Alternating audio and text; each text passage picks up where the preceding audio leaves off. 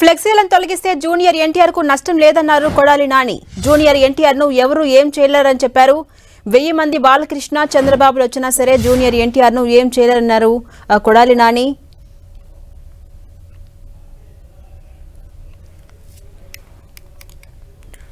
ఫ్లెక్సీలను తొలగిస్తే జూనియర్ ఎన్టీఆర్ కు నష్టం ఏమీ లేదన్నారు కొడాలి నాని. చంద్రబాబుపై మీడియా వేదికగా ఫైర్ అయ్యారు. జూనియర్ ఎన్టీఆర్ ను ఎవరు ఏం చేయలేరు. 1000 మంది బాలకృష్ణులు వచ్చినా సరే చంద్రబాబులు వచ్చినా సరే జూనియర్ ఎన్టీఆర్ ను ఏం చేయలేరంటూ విమర్శలు గుప్పించారు కొడాలి నాని. ఫ్లెక్సీలు తొలగిస్తే ఎవరు తీయమన్నా ఆయన ఊడిపోయిన ఇంటికి అని ఊడిందా?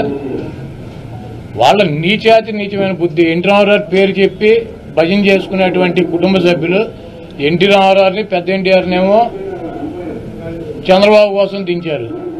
జూనియర్ ఎన్టీఆర్నేమో సిగ్గు లేకుండా బాలకృష్ణ మళ్ళీ అల్లుడి కోసం ఈ లోకేష్ పప్పుగడ్డి కోసం సర్వనాశనం చేసేటువంటి కార్యక్రమం పెట్టుకున్నారు.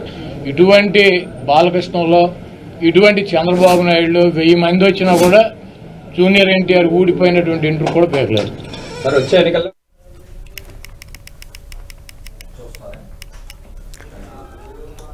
ఫ్లెక్సీలను తొలగిస్తే జూనియర్ ఎన్టీఆర్ కు వచ్చే నష్టం ఏమీ లేదంటున్నారు కొడాలి నాని. జూనియర్ ఎన్టీఆర్ ను ఎవరు ఏం చేయలేరంటూ సెటైర్ చేశారు. 1000 మంది బాలకృష్ణలు వచ్చినా సరే 1000 మంది చంద్రబాబులు వచ్చినా సరే జూనియర్ ఎన్టీఆర్ ను ఏమాత్రం ఏం చేయలేరంటూ కొడాలి నాని కామెంట్ చేశారు.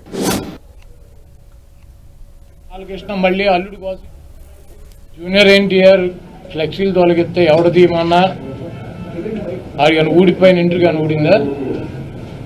వాళ్ళ నీచమైన బుద్ధి. ఎన్టీ రామారావు పేరు చెప్పి భజన చేసుకునేటువంటి కుటుంబ సభ్యులు ఎన్టీ రామారావుని పెద్ద ఎన్టీఆర్నేమో చంద్రబాబు కోసం దించారు.